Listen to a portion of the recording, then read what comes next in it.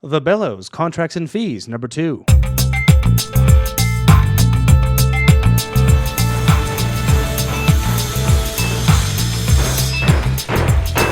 right, cut to edge of stage. Great. All right, color frost. Check. 1, 2, 3. Check. Stand by, please. Heads to half, heads out, letting cues 1 through 10, sound cues 1 through 10. Welcome back to The Title Block, a podcast about Canadian theatre designers, their history, and their craft. And I'm your host, Michael Cruz, and this time we present another episode of The Bellows, Contracts and Fees, Part 2. Before we get to the podcast, I wanted to talk to you about an issue that recently came up on the Designers Guild. Now, this is the private Facebook group where designers can talk about issues away from the uncomfortable eyes of management or directors. We don't share posts from the group, and I will not be talking about the specific post or naming any names, but it appears as if we have a growing problem in professional theatre in Canada. Has this ever happened to you? You are in the first meeting with the director to talk about the design for a show at a regional theatre. The show was a hit on Off-Broadway, and this show is being produced at a number of regionals over the next few years across Canada.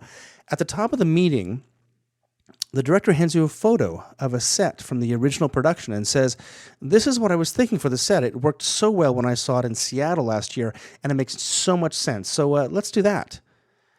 The Title Block shared a post on social media from Chris Peterson of the On Stage blog in August about a community theater in Texas that had illegally posted a full-length video from the production of She Loves Me, book by Jerry Bach, lyrics by Sheldon Narnick. And the set resembled a very simple but obvious copy of the Tony Award-winning set design by David Rockwell of the 2016 Roundabout Theatre production in New York. Now, at that time, and this is back in August, I sounded off on community theaters who not only defy the video rights rules around posting full-length production videos, but also on the laziness and opportunity lost when you just copy the set. What I did not expect was to hear the same thing about professional theatre design in Canada. And not just from one person, but from many people in what appears to be a pattern with not just new graduate directors at the university level, yes, this actually happened, but from established and powerful directors in regional theatre. Now, this is a problem.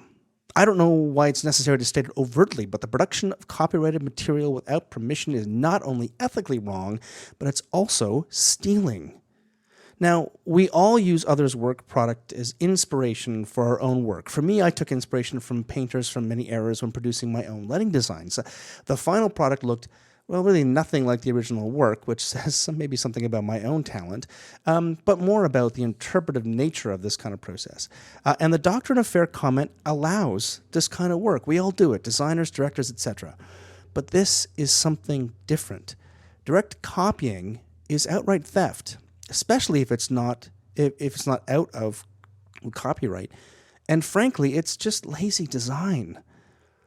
Now, I had permission to share one comment from a poster who shall remain anonymous. Quote, "It's so prevalent," says the designer. "I have called friends lots of times asking, quote, did I X call you about a remount of your show, or did X tell you your show was going on tour, etc., because I have been asked to implement X's work. I've been told on many occasions that my own show was in Mexico, London, various cities in the USA, sometimes even with a program credit, because, quote, it was cheaper for me to send a video of your own work and have them copy it," unquote. Now, I can't imagine the struggle it is to produce theatre in Canada today, especially if you're an independent company. But for too long, designers have been propping up theatres across the Canada by having their work stolen, used without permission, copied, rented out, reused, repurposed, photographed, and reproduced without credit, in some cases used to produce swag, and sold without any cut going to the originator of the idea, the designer. This has happened. And to be told now that it's not uncommon for a director to demand just copying another's work instead of interpreting the play to meet your local needs is infuriating. And what is worse, if it could be worse, is that in some cases when the designer stood up to the director and said, "No, this is theft and wrong," that designer never worked at that company or with that director again. So what can we do? Well, if you're a young designer, try to find allies and stand up to this unethical approach to producing theatre. I know it's hard, but someday it's going to be your work that is copied and you will be angry and uncompensated. If you're a faculty at a university, make sure your directing and design students know that this behavior is wrong and can land a theater in hot water, perhaps with a direct cost, and not to approach a problem this way. And moreover, this is just lazy thinking. Your job as a director is to come up with your own ideas, not to crib directly from other people. In that case, in Texas, apparently the director had seen a production video that was commercially produced of the production on Broadway and had reproduced the blocking step by step in that Texas production. I mean, are you a director or are you just some kind of automaton? And finally, if you're a production manager or producer who is made aware of this behavior, stop it early. Support your designers and back them up when they come to you. We need your help to make theater in Canada better. Or, if the original set is what the director wanted, just hire that original designer or license the work. I'm sure they'd be happy to help. And frankly, if you know that your director wants that work that's being produced in Toronto to do your Calgary production, and you know that in advance, well, just buy the set. It's probably cheaper. There. Now, on with this week's presentation of The Bellows, a topic germane to this discussion, which is contracts and fees. This is a continuation of a discussion we had in the spring with different people, and I'm sure that one you will find interesting and helpful. On the panel this year was Sue Balint, a Toronto-based producer for companies like Modern Time Stage Company, Theatrefront, and Aluna Theatre, and Erin Birkenbergs, a production manager now living in Edmonton who has worked across the country, including at the Factory Theatre, the Charlottetown Festival, and Theatre Northwest. And, I must add, is a Patreon supporter of the show. Thank you, Erin. The panel met at Theatre Passe Muraille with the Bellows producers in September of 2017 to discuss the ins and outs of contracts. Here is The Bellows.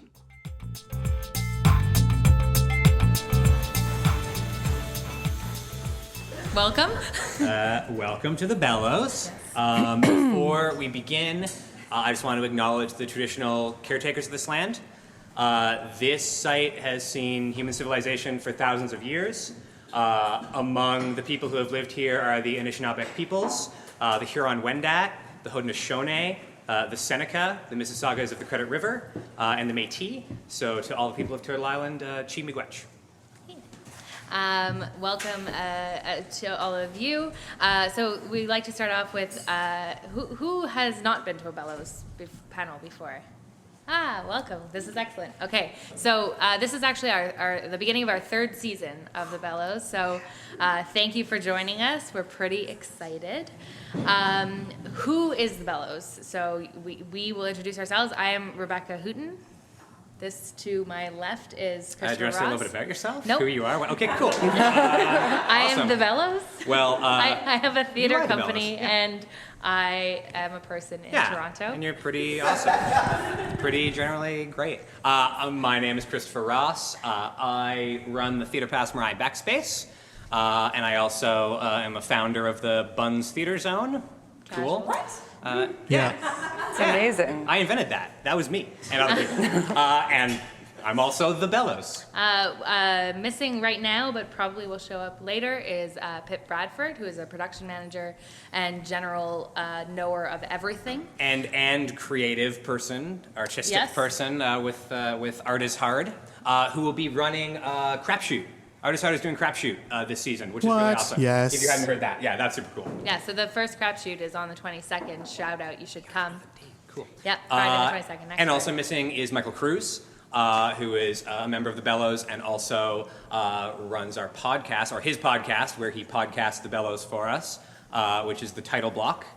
So you can find the titleblock.com, I believe is the website. Yeah. And subbing in for him tonight is Shauna Miller, who is amazing. Yes. Shauna Miller, extraordinary. Yeah. Yes. That is the Bellows. And also Kevin. this guy. So they went through. So they There you went go. through the two people who are missing and the person who subbed in for, and like did his beautiful eulogy, and then like, oh, Kevin. You're going to hear him talk so I guess. I mean, That's like, true. you'll get to know Yeah. Kevin better Yeah, than yeah. any of us. Yeah. So Yeah. And also, you are all the Bellows. Yes. You are all the Bellows. So thank you so much for coming and being here. Let's move this introduction along. Jeez. Okay, so how does the Bellows work? So the Bellows is basically, it's going to be a panel. It's going to take about an hour, maybe a little longer. Sometimes we run a little long. That's fine. It's all really good information. We encourage you, Kevin will have some questions he's going to ask, but we encourage you guys, anytime you want, jump in with a question, put your hand up. I will bring the mic over so we can get it for the podcast for posterity. Yeah. But just, anytime you want to ask a question, please do. The panel will happen, and then after the panel, we'll just hang around and grab a beer from the bar. Yeah, feel free to, chat, mingle, ask any of the panelists any questions, but also any of us. Is literally just the three of us, but that's fine. Yeah. So that's how it works. I'm going to mention upcoming Bellows panels. So, because we sometimes forget to do this, but we have a whole list of our panels. We have them all planned out already. So coming up, October is Trash versus Treasure, which is sustainability in the theater industry. That's going to be a real good one. Yeah, I'm really excited for that one. Yeah. In November, we're doing a panel on video, video design, how it works, topics related to video. How it can ruin your life, etc. Yeah. See some ears perk up. And December, we're just going to do a Christmas party. We're just going to do a non-denominational. A non-denominational party, holiday party. And Well, it's whatever holiday you want. Yeah. We still have the rest of them planned out, so if you want to know any more, please ask me. But We'll tell you again. Oh, we'll tell you so every many. month At length. what the next ones are. Yeah. I'm going to remember to mention, because we always forget to mention, this is a pay what you can event. Money is weird, but we're going to talk a lot about money for like an hour. So I should mention, we will pass the hat at the end, or I think that the hat, aka the basket, is at the back of the room on a little table. If you feel like chipping in a couple bucks, please do. Yeah. We'll use That would it be to- super helpful. We have plans, but we have no plans. money. Yeah. Also, we like to buy our panelists some beer, Yeah. whatever, Yeah. Precisely.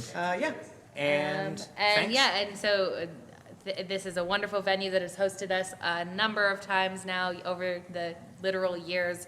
So thank you to Theatre Passe Muraille as always for hosting us. Yep. Thank you to Caradwyn downstairs, who's won't hear this ever, but is lovely and So she listens to the podcast. ushered you all in. And thank you to Jared for serving everybody delicious Especially beverages. Jared. Tippy Tippy bartender's great real well. human being. There are $4 steam whistles. $4 steam whistle. It's a secret thing that's not that secret because it happens every time we're here. Yep. But you should all know about it. So even more incentive to tip your bartenders.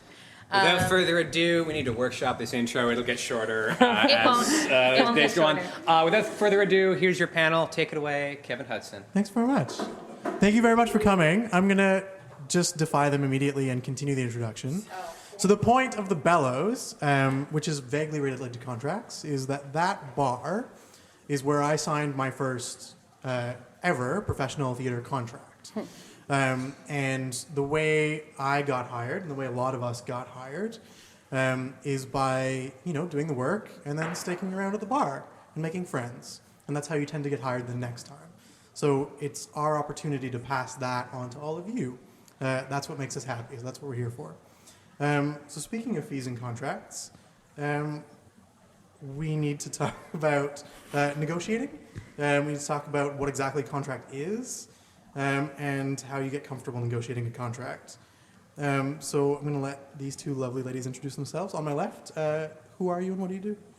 I'm Erin Birkenbergs. I used to live in Toronto. I was a freelance production manager for a while, and then I was the production manager at Factory for a couple seasons. Now I live in Edmonton, but not really. I keep going elsewhere to do other production management and tour management elsewhere across the country. Vagrant. Yeah, vagrant. Correct. And I'm Sue Balint, and I'm a freelance producer around town. I work with Aluna Theatre, Native Earth Performing Arts, Summerworks, Chocolate Woman Collective, and Modern Time Stage Company as well. So All at the same time?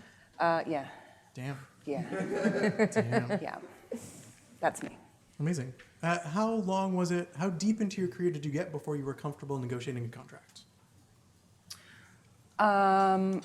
In terms of negotiating, because I write the contract in terms of negotiating with people. I mean, Well, in terms of taking a contract, negotiating your fee, let's say. my fee. Yeah.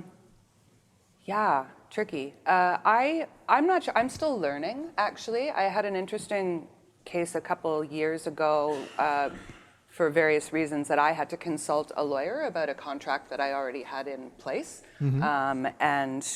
and concluding that in a way that was fair to me. And I actually, since I was there, you have to pay by the hour, and that only took 10 minutes. I Yeah. was like, okay, what can I do with the other 50 minutes? And so I got them to walk me through contracts for freelance individuals and the kind of things that one should be looking for and the kind of questions that they should be asking.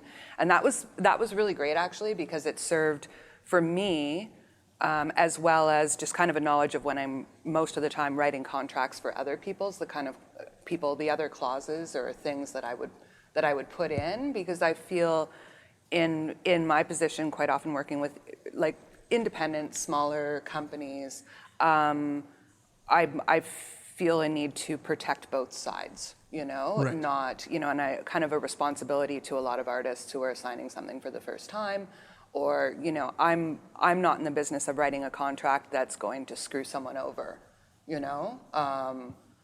which, I suppose if you get to bigger organizations or certainly anything outside the arts sector, it might not be the case, right? Yeah. So negotiation, I can't think of very many times where I've ever had like a really hard back and forth negotiation. It's more of a conversation. Right. So Yeah, and I think I'm the same way. Like, I'm still not great at negotiating for myself. Like, I negotiate with artists a lot more, and I think in being in a position where you're contracting designers and carpenters and things like that, again, it's the same thing. Like, you learn from delivering these contracts to other people. You learn better ways to protect yourself and what you can ask for and what you can negotiate. So I'm still not comfortable. I do Right, it. yeah. You have to do it Yeah, all the time. totally. But yeah. I'm not good at asking for more for myself. Yeah, it's a tough thing. I think Like my I own would say in the contracts. past like 3 years, I have gotten better about saying, well, let's just ask and see what happens. Let's ask for a little bit more and Good. see. I could use that. Yeah, you just call me next time. Okay. You can be my agent. Let's talk about agents. I don't know anybody in this room who may have one or not. Does anybody have an agent? No? Oh, never mind. Let's not talk about agents. They're boring. Damn. How does, when you're Yeah. writing a contract or you're presenting a contract to somebody, We've got an agent here. excellent. Yeah. How does an agent or even a union or association, how does that change the dynamic when you're negotiating or when you're presenting a contract to somebody? Well, I can speak to the union and the association. Like I've had to read and review lots of equity contracts, lots of ABC contracts, and when I'm going into a venue, there's a lot to read if you're going into an IATSE house. Yep. And that, for me, how that changes is just a lot more reading and research into what does the contract say, and then is there a supplemental booklet of terms or standard agreement that goes along with that. So it just takes longer to kind of figure that out and go through all of that information. It is rare that I deal with an agent. So I don't know, you probably have more to say about that, Sue. Yeah, it's not extremely common. Normally I'm dealing with performers themselves, but once in a while an agent, and I'm not sure how, because I don't know what people have in terms of their individual arrangements with agents. Some seem to be very hands-on. Others kind of trust their client to do it for themselves. But there's something I really appreciate about the vigilance of an agent and doing everything by the book. And there's certain performers that I know, okay, another copy has to go over there. These particular things have to be communicated in due course, and so it's a nice layer of professionality, I suppose. I can go either way, though. Yeah. It doesn't bother me, and I know a lot of performers choose for certain contracts to be under the table, or like just I'm going through a personal connection at this point. I don't need my agent involved. Right. So I kind of take it from them, what they want to do. Okay. Interesting. Yeah. So what do you look for? Are there elements on a contract that tell you that it's like legit? Right? Do you ever get contracts or negotiate contracts where it's like this is a bit underdeveloped, say? Yeah, I've Yeah? taken a look at some contracts that I've received myself for myself to sign. That I'm like, okay, you can usually tell if it's underdeveloped or they're not quite sure what they're doing if it's in a bunch of different fonts and sizes of fonts. That's usually like a bit of like, maybe I want to read this through a little bit more carefully. That does happen because lots of people, and I think a lot of people who write contracts as well, they like looking at other contracts and stealing clauses out of them. You know, you pick and choose to make the kind of contract that you want. So that's a big red flag. If there's no dates on that contract, that is often a red flag. And if there is no compensation written into that contract, whether it's an hourly fee for X amount of hours or a full-on, just like a design fee or something like that, or a contractual fee. Those are all my big red flags. That maybe I need to have more conversations, not just because I need a piece of paper that says all of these things, but maybe I need to talk to the company a little bit more to ensure that everyone's expectations are being managed. Right. Yeah. Yeah, and I mean, I think contracts certainly do evolve once you jump into a job and everyone is discovering things that, especially in like a production management capacity or something, we didn't think of who was going to drive the bus, or we didn't think about whatever. But I think on the person who's writing the contract, on their side, the idea to remain flexible, like sometimes things need to be revisited, where we didn't realize you actually are spending, this is another 2 weeks of work that no one anticipated, or the scope of the project changes. It's nice to, in addition to what's on paper, have that conversation kind of relationship where we all recognize that we're working in this together. You know? For sure. Dates not on a contract is suspect, I would say. Yeah.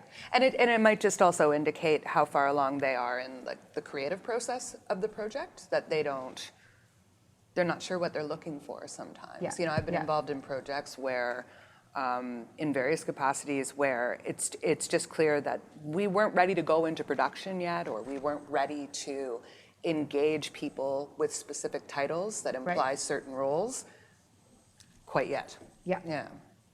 Speaking of the process, is there general timelines for when you hire people? Like, who do you hire first in the process? I think if you're engaging a producer specific to the project, then the producer would be top of the list, because they're going to start managing, hiring, contracting everyone else. I think the production manager is nice to have on board for their insight and advice as things. Yes, and speaking as a production manager, you as a production manager are often getting hired after the design team. Yeah. And so to all of you young producers out there, hire your production manager early. We like to be on board early because we like to help you manage all of your budget and your schedule, and help you manage the expectations of what your vision for your project is. And the earlier you can bring us on board, the sooner that we can help you, so that when we get on, like, you don't hire us too late and then you're a bit disappointed about what you can actually do with your time and your money. That's what we're here for. We did, production managers were our second panel, I think? Ever, yeah. Yeah, and it was a really good podcast. It was one great. thing you get from the Bellows. Hire a production manager. Hire them often. Like, timely as well. So what you've done basically is you've started a little snowball at the top of a giant mountain, and then you've got a person at the bottom who you've hired, and you've called a production manager, and you expect them to stop it. It's like, no, it's not. It's good. Yeah, it's not going to happen. Yeah, it's a real shame when a production manager just gets handed a budget late in the game and said, this is what we anticipated was going to be possible. Yeah. And by the way, we've told everyone that this is how much money they have. Yeah, exactly. Exactly, and then it's game over. So I think those are important roles to bring on. And I think, and sometimes you can't afford to hire them early, but you can always ask. Like, I would prefer to be paid the same amount of money, but to be brought on early so that I have more time to plan out my life, so I can still do the same job, but spread out, and again, have those conversations earlier. And I think that it depends on in terms of hiring designers in your process, it really depends on what kind of process you're looking to have. If you're creating new work, or you're creating, or you're doing some kind of collective creation where that's going to be a group effort, you might want to contract those designers much earlier than you would just kind of doing a straight play. That's a good point, yeah. Yeah. We're done.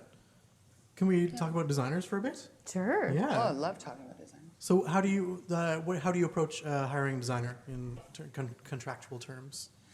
Well, quite often with the companies that I work with, we're working with designers, the same kind of core group of designers over and over again. Right. That's specific to my companies, and also It's pretty their projects that go through several development phases, which in our case, they're sitting in the room from the beginning. Mm-hmm. They become a core member of the collective team. So generally in that case, we will do individual contracts for each phase of the work. Yeah. As opposed to, here's the next 3 years of your life, and everyone's committed to, well, because maybe things change, and after the first development phase, you realize that, a video is not going to be an element, for example, or something like that. So we contract phase by phase, or maybe 6-12 months at a time. Okay. And then the final contract is kind of the bigger one, the production one. It includes the royalties clauses and all. It's a much fuller agreement. Right. Yeah. We're done. So how does that relate? Do all designers expect to have sort of ownership and royalties in a contract? Is that?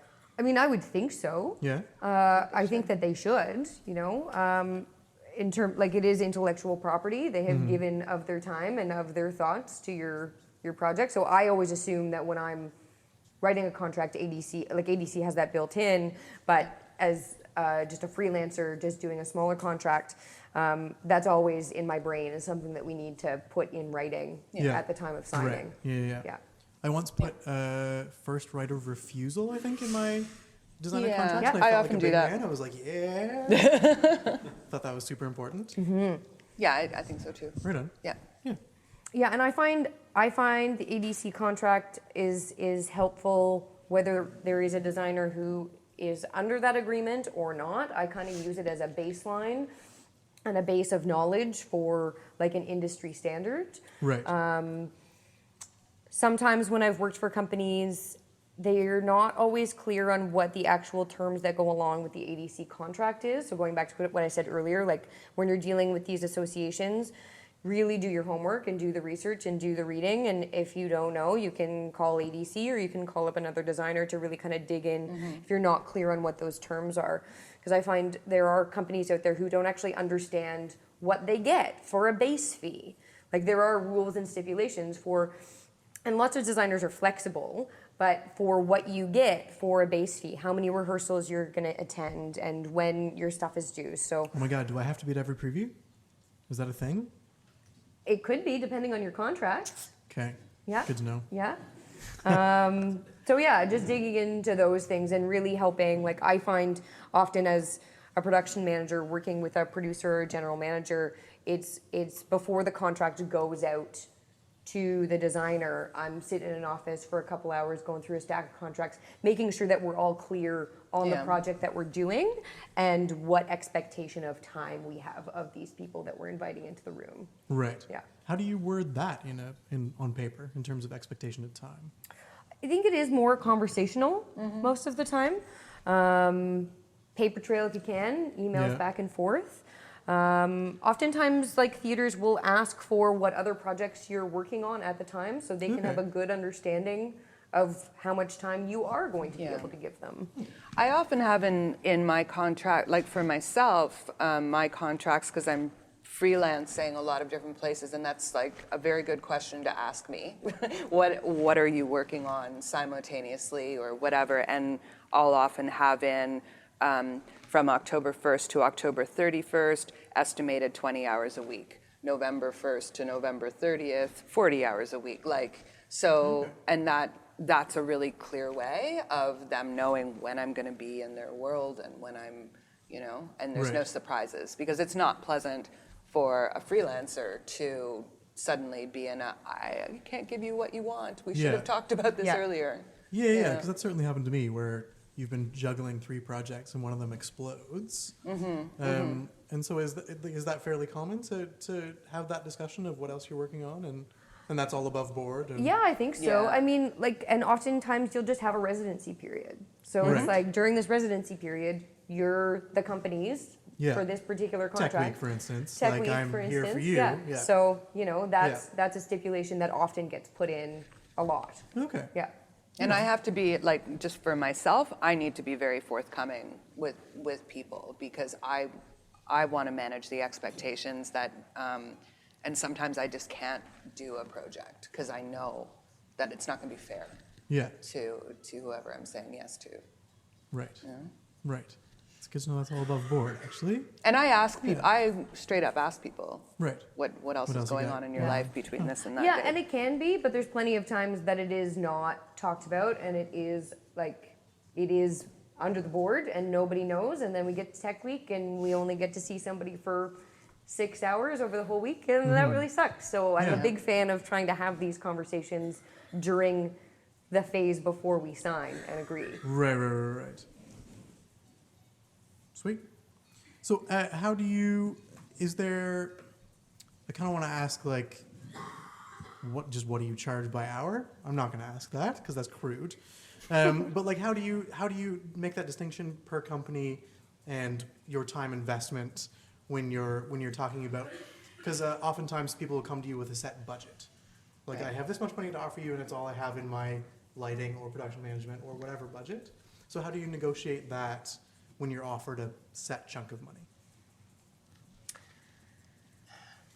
It's different every time, Yeah? right? It Yeah. depends on the company. It depends on who the company is. Have you worked for them before? That's often what you're dealing with. Yeah. Like most of the smaller indies that I have worked for, like the number is the number is the number. You Yeah. might be able to raise it a couple $100s, but you're not going to really get much more out of that. And again, Yeah. that's where the negotiation and the discussion above board being like, okay, but if you only have this money, this is what I can offer you Yeah. with my time.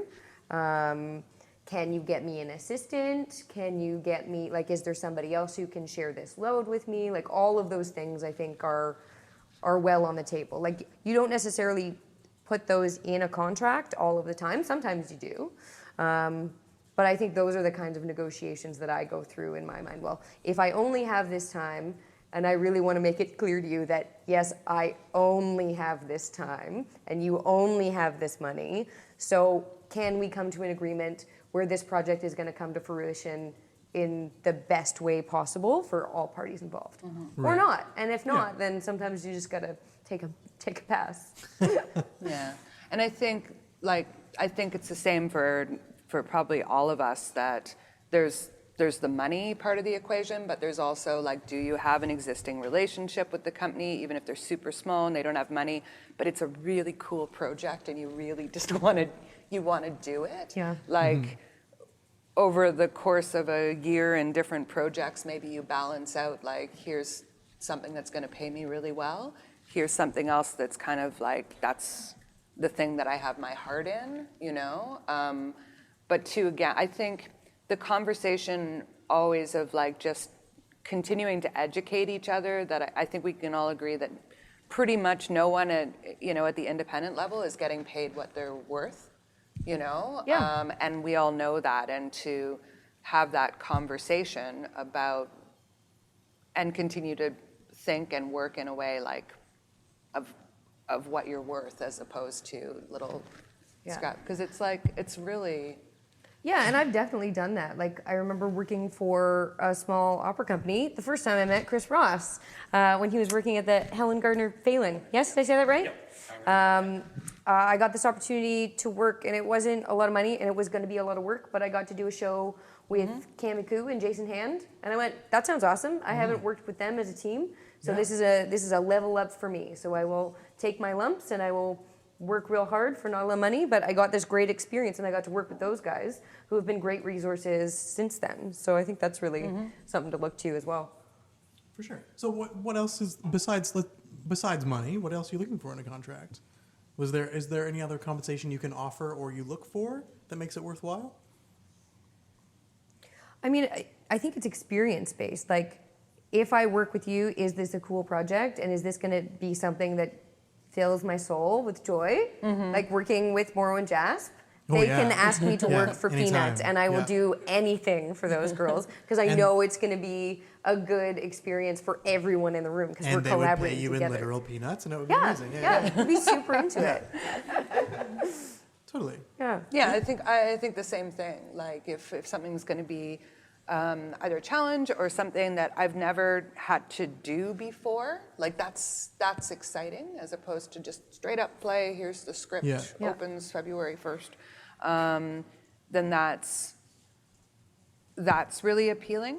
You get to travel a lot. I never get to travel. Quite often I send people on tour. Yeah. And I stay at home. So if someone wanted to take me on tour, I'd love that. Yes, and the internet is bonus. listening. Yes, and the bonus of being on tour oftentimes is you get your base contract fee, and hopefully they're paying for accommodation and a bit of per diem. So that's money that you can keep, and you don't necessarily have to spend on accommodation like you would when you're traveling for leisure. Like that's pretty cool, and you get to like pocket a lot of that a lot of times if you're smart. So.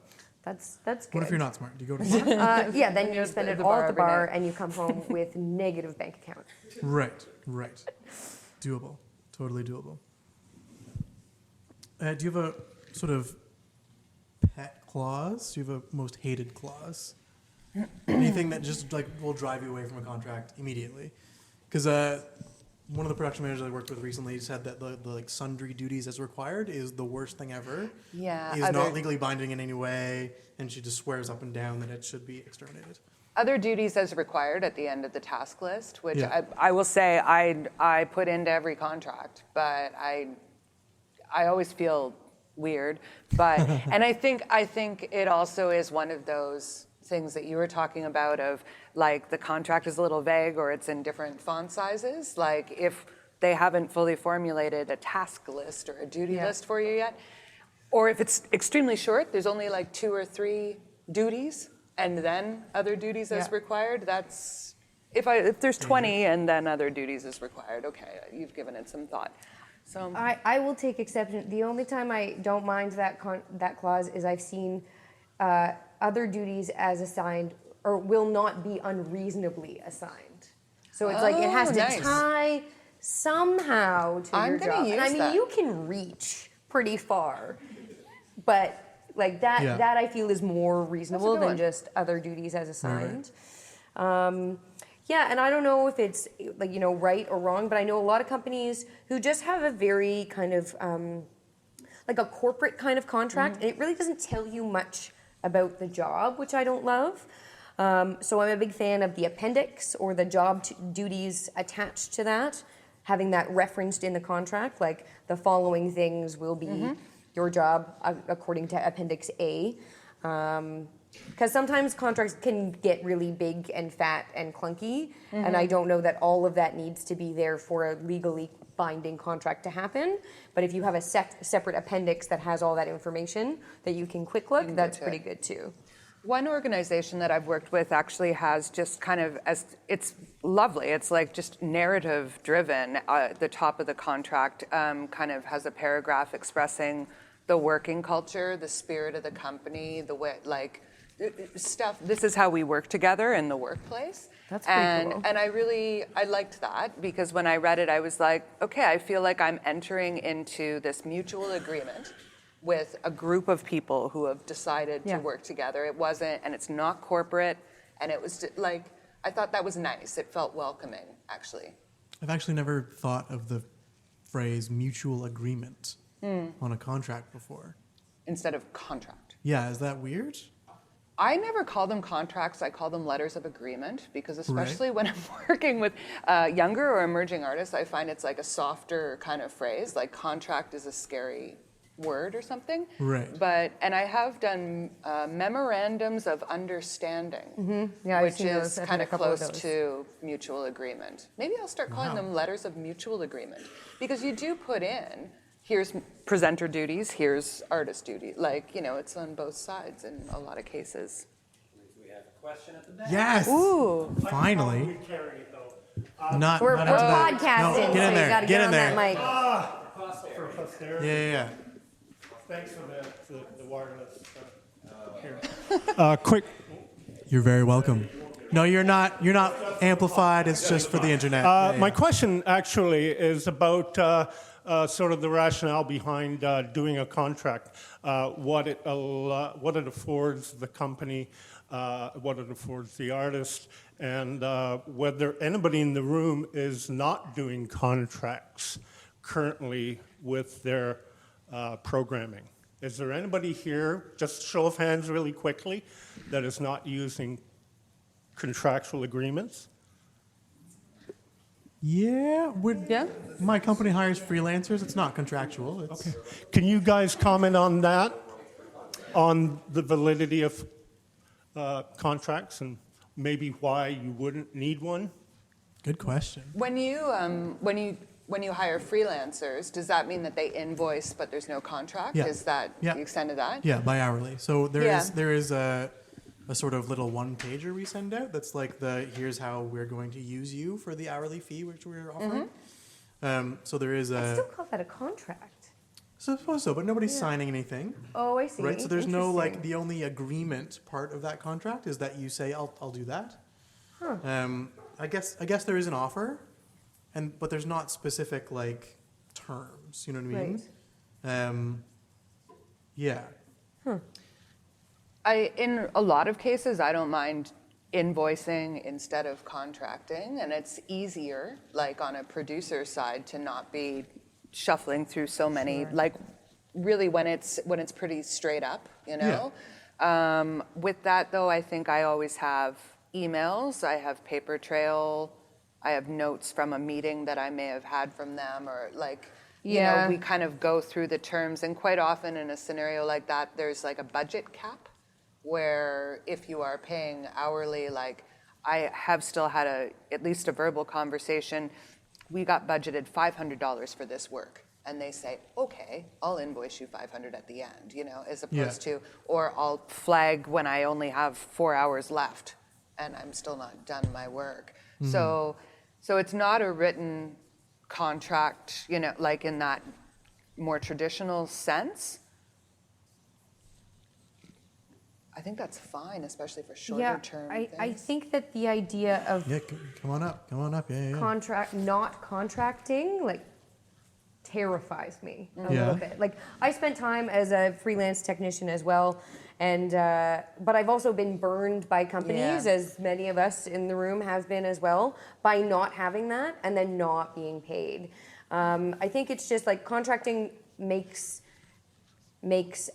asking for what you are owed because you've done the work and asking to be paid for that work, it makes it a little more secure and easier to talk about, because I can go back and say, remember when both of us signed this agreement? I would please like the money because I did the work for this. Right. Yeah, and go ahead. Yeah, my question, my building on top of that last piece was, and again, this is to anybody in the room as well, is do you have examples of where your arrangements have gone south? You know, and particularly because you didn't have an agreement in place, didn't have a contract, didn't have the terms, didn't have the tech requirements, all of those things that come into play. And if you've been really burned or have had poor experiences because of it. I'm like a champion of contracts, so for those specific reasons. But if anybody has any stories, I'd be interested to. And you guys, of course, talking about that. Sure. Go for it, Sheila. Do it. Get up there. Yeah. Nice. So I can't talk specifics, but certainly there are designers who have worked without appropriate agreements in place.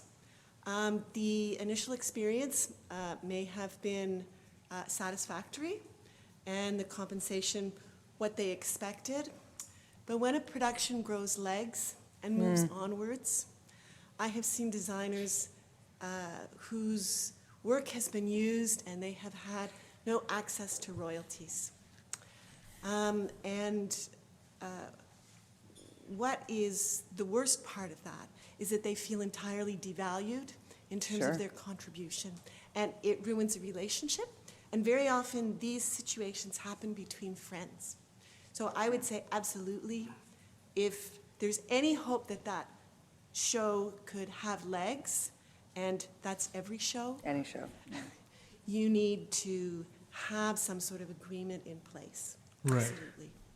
Yeah, I would agree. Like, from speaking as someone who sends out a lot of contracts, if anyone in these cases where perhaps it's an invoice scenario or something, if anyone ever said, no, I'd like a contract, I would never not, I would gladly provide that. And royalties is something I always watch, because that is something that I see, that there are loopholes that designers don't always get that. Yeah. I'm actually. Can I add one thing to that, or just a question? Because it's also it's my understanding, and I've never had this happen myself, but from previous times we've talked about this, there's also the matter of what happens if the show doesn't happen. What happens if the show, and do you get compensated? Well, if you don't have a contract, then I guess, or if you haven't put that in your contract, then no. Like, if the show just folds, then shoot, I guess that sucks. But it's my understanding you can put that in a contract about a clause for if that happens. Have you guys ever done that, or is that in contracts you write? Yeah, there is. What's the title of that clause? But it's the whole act of God clause. Force majeure. The force majeure. Yes. That's right. Yes. That's right. That's in my contracts. That's in the contracts that our company sends out. It's like, well, if you cancel within a week, then we're just going to take all your money. Yeah. If you cancel within 2 weeks, then we'll talk about it. Yeah. That's And I think that's important too, because this is, I think we've probably all been involved in projects that don't transpire the way we thought they were. But I've already built the set, guys. Like, I built it. And It's now here. storage. Yeah, And that wasn't in the budget. Yeah. Right. Yeah, and depending on what kind of work you're doing, I'm a big fan of something, and I'm not going to be able to explain it very well, but there's something called a hold harmless clause that just ensures that you are not responsible, like that you, for instance, as a designer, are not going to be held responsible for the set piece breaking and injuring someone. That's pretty important, because they are not necessarily the ones constructing or building that. Yeah. Right. They're there to design it. They're not there designers to are not engineers. Yeah, exactly. And the insurance that comes along with that. Who has coverage, who is actually liable, and that is an element of the contract specifically for that reason. So a fixture doesn't fall on someone's head, and people are looking around going, Who's going to pay for this? who's going to pay for that person who's lying on the floor? I mean, like, no one needs a contract until something goes wrong, right? And was that good or bad? Did you have a question? But when it Yes. You need a microphone. good, okay, it was a good, okay.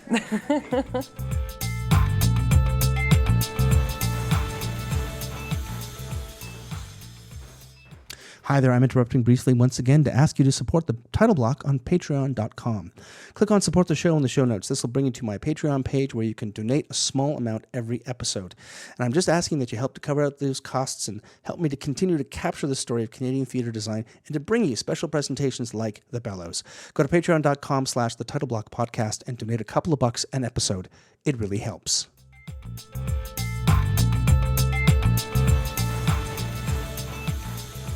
All right, so I have a question about royalties and what is kind of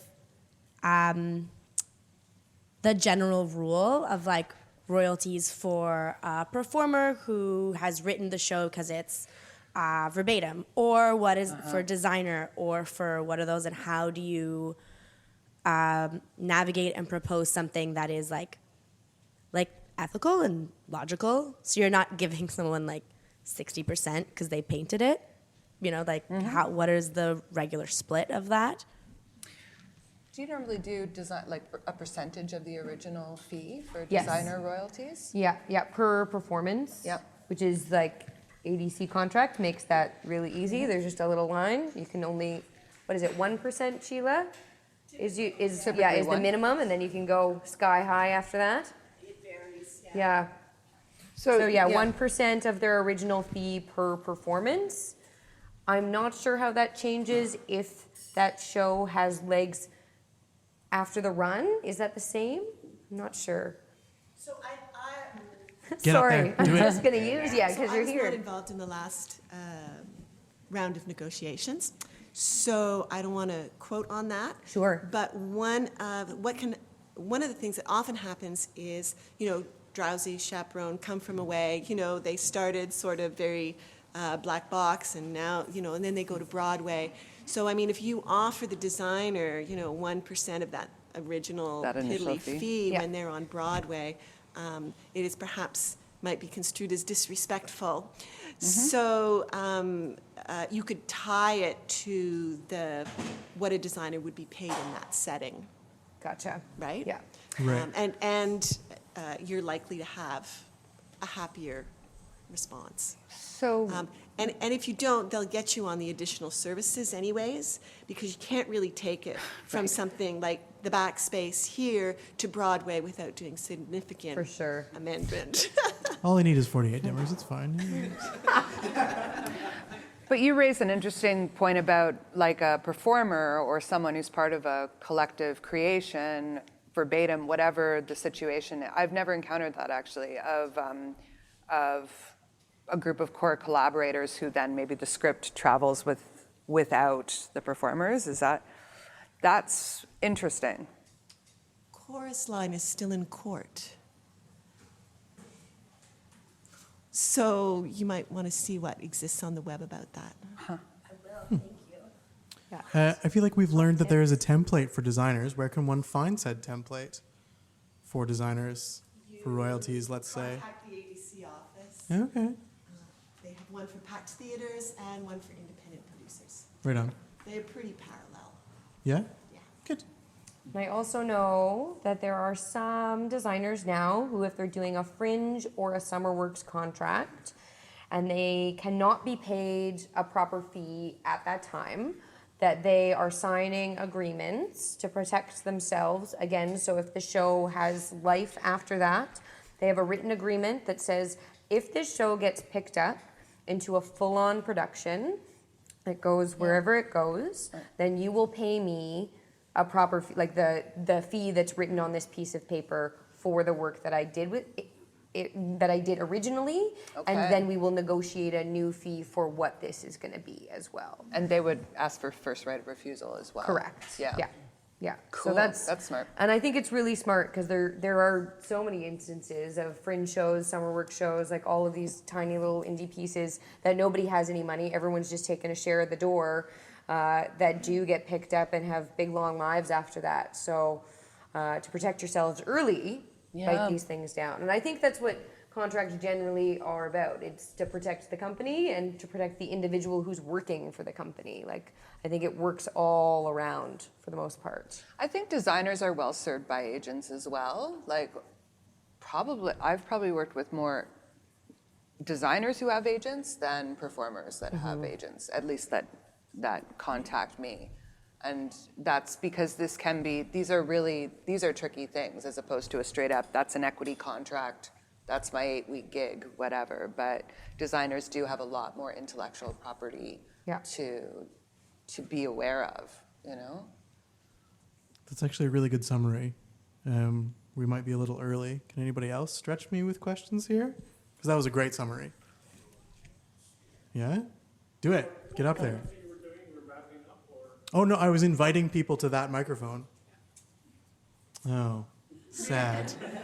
Erroneously, as it turns out. All right, well, we're all here to answer questions. No, I'm not done. Do it. Yes. Okay, so to put things into context, my good friend and I are starting a theater company, and we want to remain friends after the theater company. So we think that contracts are a good thing. Yeah. And what we've struggled with is what exactly certain titles are and what certain tasks are attached to those titles, and what do those titles mean kind of going forward. So for example, like producer, great, we have no money and no shows, so what are you producing? And that kind of area. Right. And you book because I'm gonna write it down. Totally, yeah. And so you want to formalize these agreements before you get started to protect yourself in moving into the future. Yeah, we don't want to fight later. Like. Yeah. Yeah, totally. Well, to be clear, because we work in the theater, you're gonna fight later. Like, that's just it's bound to happen. But so you can make up after. This is an excellent first step. Yeah. I think, like, one thing that I hear from that is that I wouldn't jump to feel compelled to have every title that you can think of or every role that you can think of filled off the bat. I think needs emerge that are specific to any given company or process that you're in. So to say immediately that you need a producer, maybe you don't right away. I think, if the two of you are, maybe start by looking at what are your task lists, right? And then once you see all that with other duties as reasonably assigned at the bottom of each one, then you can start identifying what the gaps are. Or the skill sets that you need help with. And it might not be producer, it might be development person who's really good at grant writing, and then call it that title. But find it where you need it. Yeah, first. there's plenty of nonsense titles in this industry. Made up, jammed together, we've seen the gamut, Kevin. Yeah. All over. I like to be called thing doer. Thing doer is a good one. Yeah. So yeah, I think it's really important to just start with a list of decide what your company is gonna be and start writing your list. And I think the agreement that you enter into, maybe, I'm not an expert, is just one of mutual understanding of, to begin with, we agree to enter this together and we're both gonna work on these things. And then maybe you can have a short list. And then, if you were going to do this legally, which I don't know that you need to do right now, but it can be and this contract will be revisited again on X date. And then you have another little meeting and you go, okay, where are we at? What do we need? Do we need to swap some of these things? That might be a good jumping off point for you guys. You want to contract with each other as opposed to a contract with third and fourth parties, or both? Just all that stuff, all the things. We're in the, oh shit, we're there sooner than we thought stage, which is good. That's great. It's Yeah. great. Someone wants to work with us. We also want to make sure that we're not raging idiots about it. Yeah. Yeah, fair. Can I ask what a fourth party is? Can I just display my ignorance? I've only ever heard of a I third meant party. third or fourth or fifth Okay. party. Just But more there's no people. legal. Okay, great. Yeah. I don't think fourth party is a legal term. Okay, great. Thank you for thinking it might be though. Yeah. No, you sold me. I was there. I was totally there. Yeah. There's an existing legal framework for what you were trying to do. It's called a partnership. And I'm not really, I just know it exists. I'm not too familiar with all the ins and outs of it. But having worked with a couple who had a company who the marriage dissolved, I can tell you what they argued about professionally. One of the things was ownership of repertoire, particularly those things that were created collectively. Interesting. And that would tie into royalties and all of that. Other forms of intellectual property. Mm-hmm. So establishing, in addition to a partnership agreement around each piece of work you do, what your intellectual property is comprised of. And it's much easier to do this when feelings are not running so high. Yeah. So I would look at that. The other thing you need to do is you need to figure out what's going to happen when you dissolve, because you think that it will last forever, but sometimes it doesn't. And so it's can one partner buy the other partner out, or does it all get buried? And so think about that. And it's so much easier to do in the theoretical. Yeah. That's an excellent point. Ownership of repertoire. That's tense. That's tense. Mm-hmm. Yes, please. So I don't know if either of you have dealt with it or just touched on the idea of people taking on multiple roles that are very clearly separated. So I ran into an interesting problem in a lot of productions now where I'm performer and designer, and technician. But like, whether that involves actually creating separate contracts or lumping things together, like, I mean, it's a lot of indie shit, and it ends up... To begin with, I would say yes. Yeah. Your Yeah. performing contract should be separate of your design contract.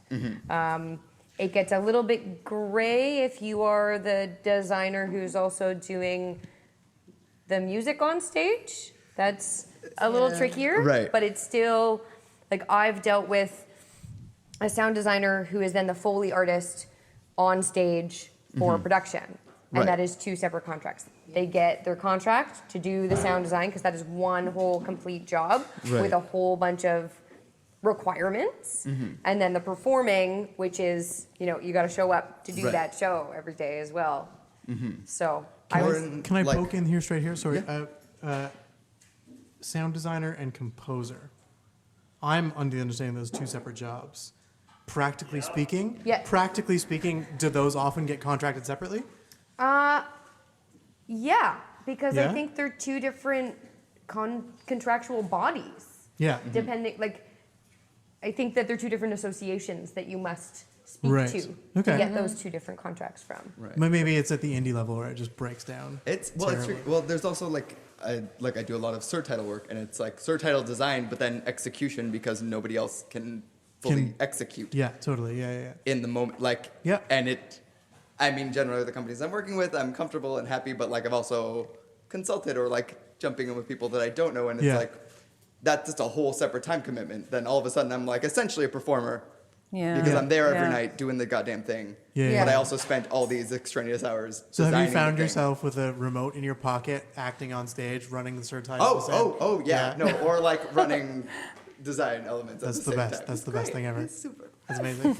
Yeah, I would definitely say they should, like, whether it's like a designer and operator contract or a designer and performer, those are different things with very different requirements. So I would say that they warrant each their own separated contract. And could be negotiated separately in terms of Yeah. fee and number of hours required sure. and all that stuff. Yeah. Does that help, or were you hoping for No, something else? it does.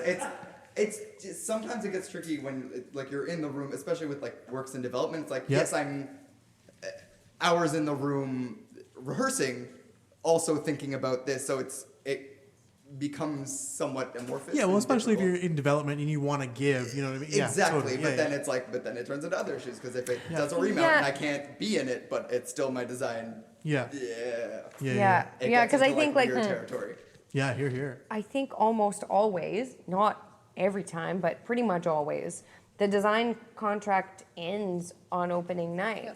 You know, there's still like, if the show has legs, that's a different thing. Yeah. But if you are then having to operate and perform, like they are completely Like, separated. Rework design in the middle of the run Totally. because I'm there and I can. Yeah, like, for Yeah. sure. Yeah. Yeah.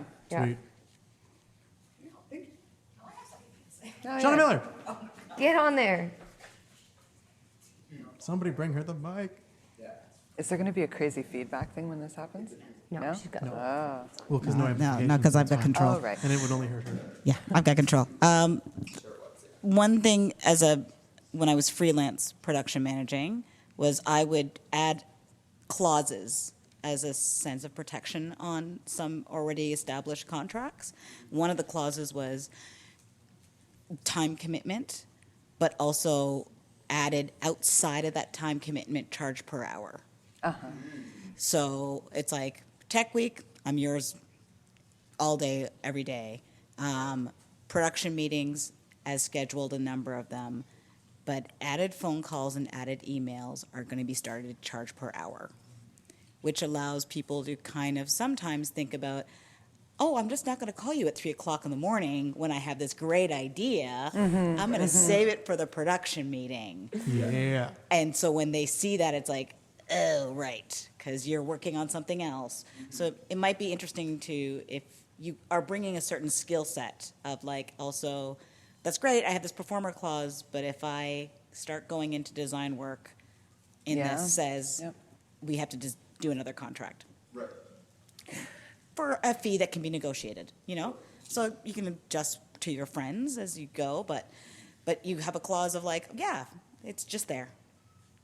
It's nice because it's also a subtle reminder, as you say, of like, your time is worth something, and it's not, just remember, I'm not yours at 3 a.m. Yeah. Yeah. I mean, I think everybody has a price. So if you've bought me for all of that time, sure, then maybe I'll answer your call at 3 a.m. But it all depends.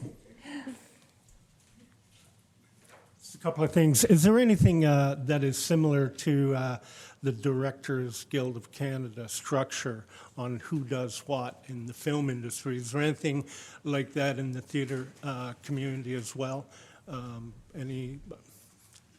That's a great question. You should write that book, Kevin. Does it? Perhaps in the relationship to labor practice. Cultural Human Resources Council has a list of job descriptions. The CRHC, that gives me my designation as a carpenter and blah, blah, blah, blah. Is that what that is? No, it's more along the lines of these are the competencies and skill sets for different kinds of job titles. Yes. Okay. But adding to that, though, would be the sort of IATSE framework of this is what a carpenter does, this is what down the road. So I just wanted these guys to understand when they're starting a company that there are some frameworks. They may not be as extensive in scope for the theater community, but they are out there. But it might give you a good DG for an idea of how that breaks down, because it also gets to your questions on labor practice during production or development or whatever stage you're in. The clock is ticking.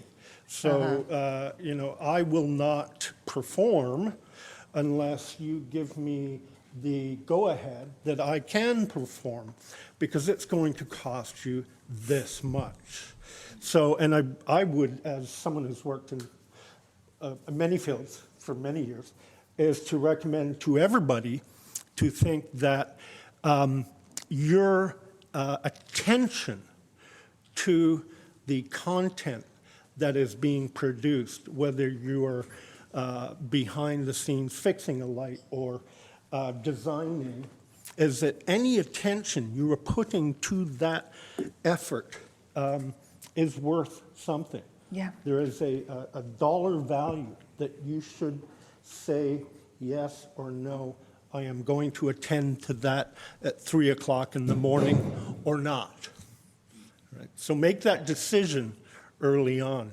Do not start building add-ons from the end of the contract where it says other duties as assigned. Because I do, that's very good, because I find that we also train people what to expect from us. And if we do a lot of work for cheap or for free, or we're too, it's okay, I'll jump in and I'll do this for you too, the next contract you get from that company is going to already anticipate all that generosity on your behalf. So you kind of dig your own hole. Unless and I would encourage, I get so many contracts back where people have just signed it. And I would encourage, and also it becomes clear quite often that they haven't even read it.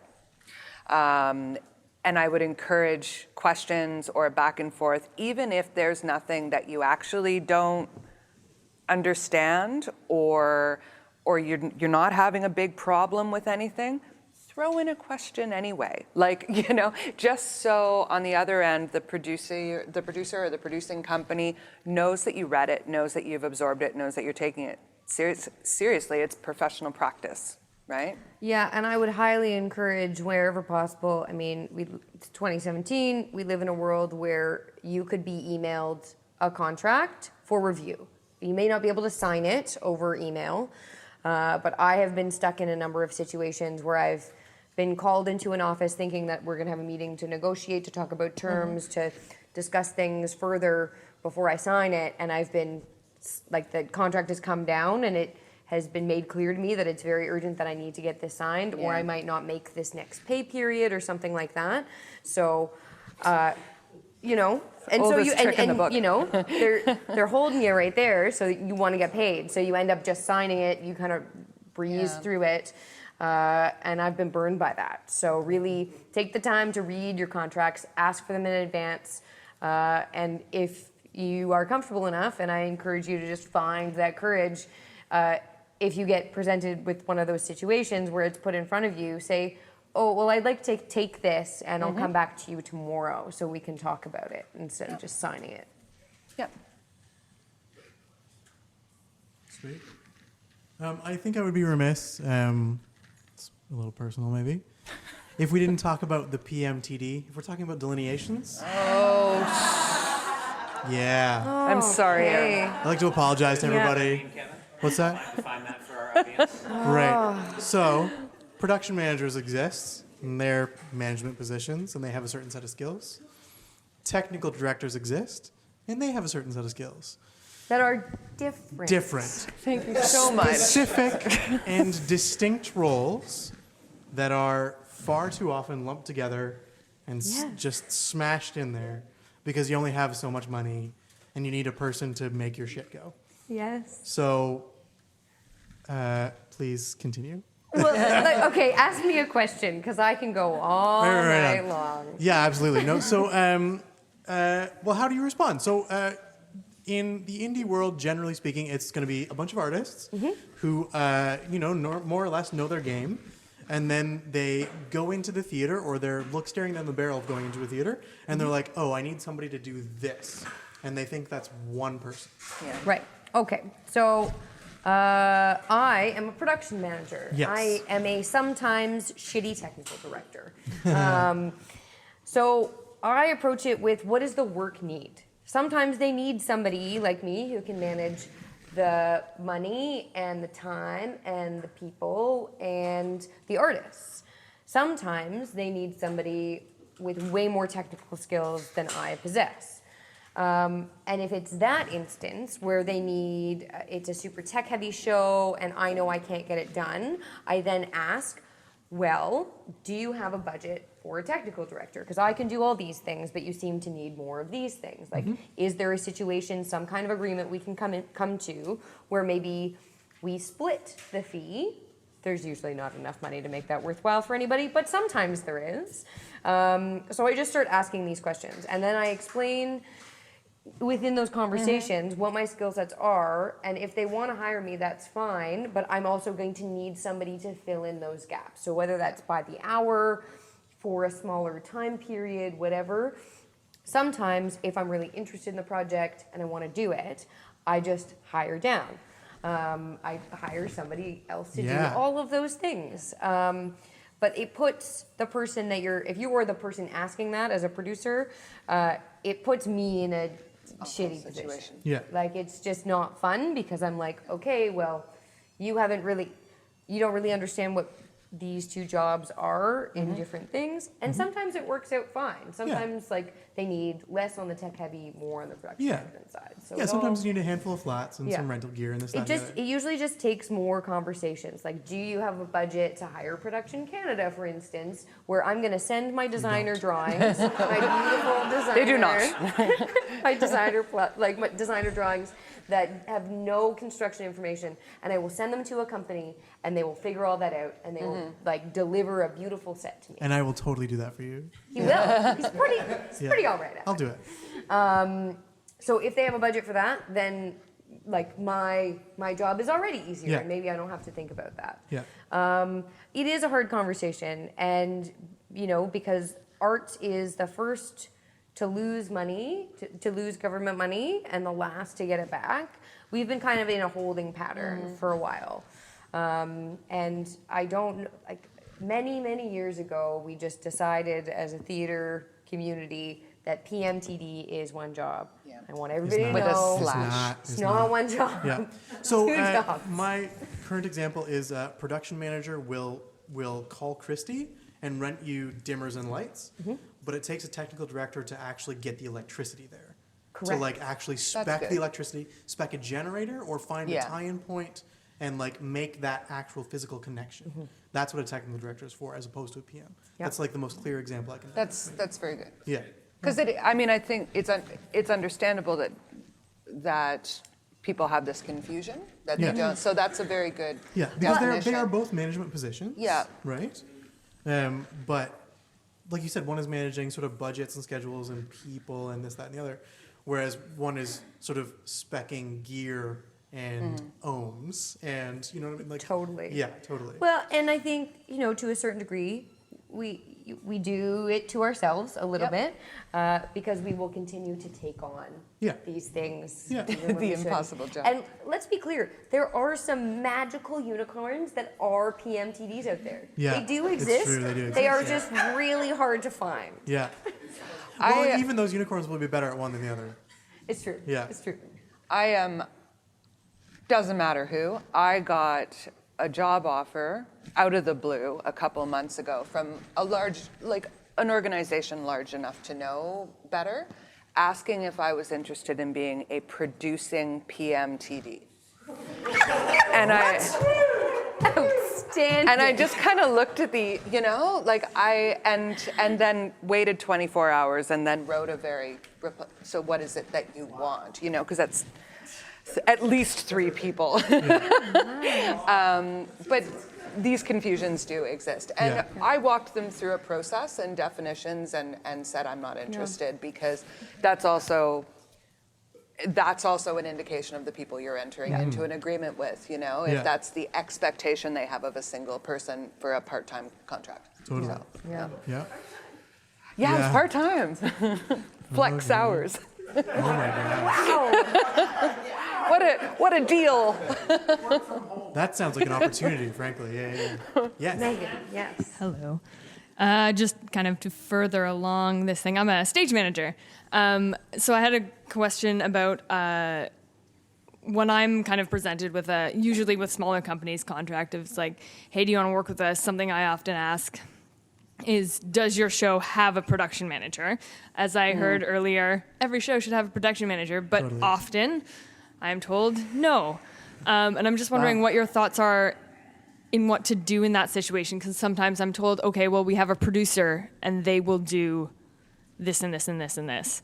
So just kind of what to do in that situation. Do you kind of back slowly away as a stage manager or designer or whoever? Certainly. Because often the stage manager will then be expected to go out and buy things or do things, which is not part of my job at all.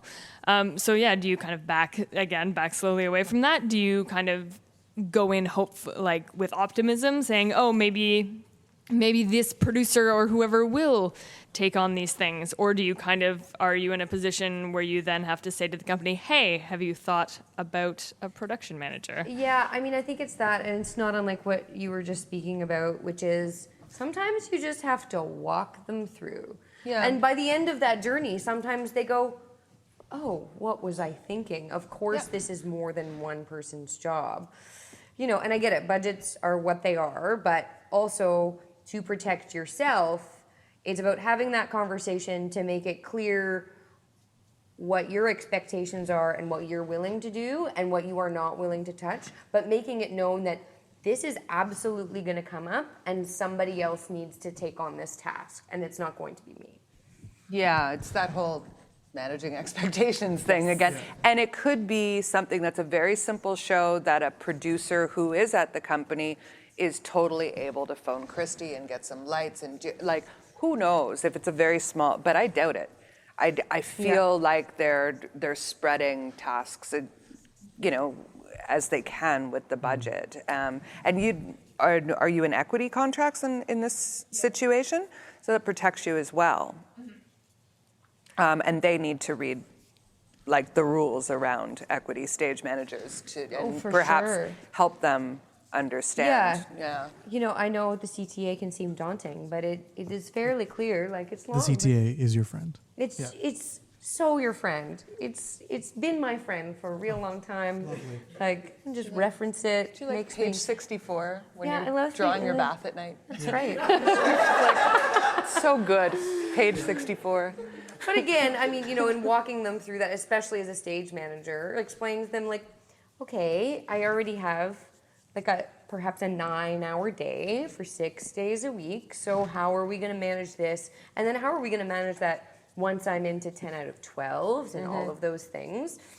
And really just explaining the human cost of what that is, and not just that everybody can. And also to quantify it for them, if they're not necessarily worried about their stage manager's well-being, they will be worried about the fact that their director is not being supported properly, that the performers are working with a stage manager who can't, function. Yeah, and eventually you get to a point where it's like, okay, we need those tables for the show, and then it's kind of a, well, who's getting those kind of situation. The rental shop is open only from 10 to 6 when we are rehearsing. Yes. So therefore, we should. And I know some of these situations maybe occur more, even as an equity member, occur more when you're doing a fringe show. You're under like a festival agreement, or if it's a smaller show and you're under the always fun collective agreement.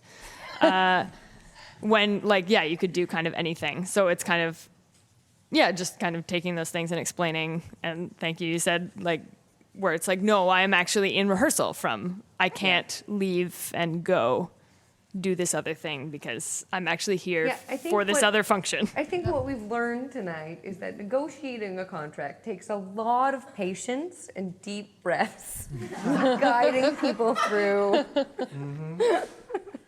what you are and are not willing to do. It's true. Yeah. This is beautiful. This is a beautiful place to wrap up. Again. Well done. Yeah. So I would like to thank everybody very much, unless Chris Ross wants to. I'm going to hop up and thank everybody. And amazing.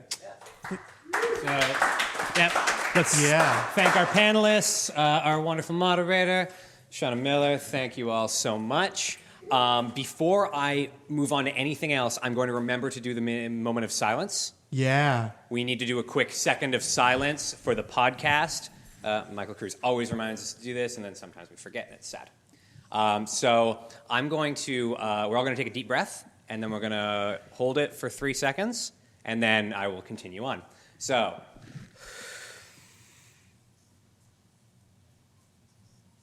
Okay, cool. That's great. So thank you so much to our panelists. Thank you so much to Shauna. Thank you so much to Jared and Caradwin downstairs. This has been The Bellows. Please come back. It is the third Monday of every month. We didn't mention that. It's the third Monday of every month. We usually will generally be here. here. Not always. Sometimes we like to take field trips, but usually it's here. Our next one is on sustainability in theater. And I think you're moderating that one, are you not? I think I'm moderating that one. Because I am on the con side. Kevin is on the... Against. Yeah. So that's going to be real interesting. Yeah, it's great.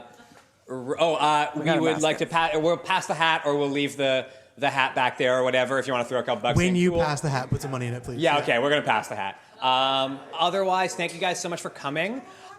Please, there are cards for the Title Block podcast, and all of the podcasts are on there. So if, for example, you want to go back and listen to last year's fees and contracts, because awesome. we actually covered really different stuff. We covered really different stuff. This is a beautiful expansion on the last year's. I think so too, yeah. Totally. So please go back and listen. There's also designer interviews. Lots of designer. Michael Cruz also interviews designers, which is really cool because they all are awesome and have amazing stuff to say. Yeah. So please take a card and go listen to the Title Block. Otherwise, thank you guys so much, and we'll see you next month. Yeah. Yeah. And also the bar. Yay!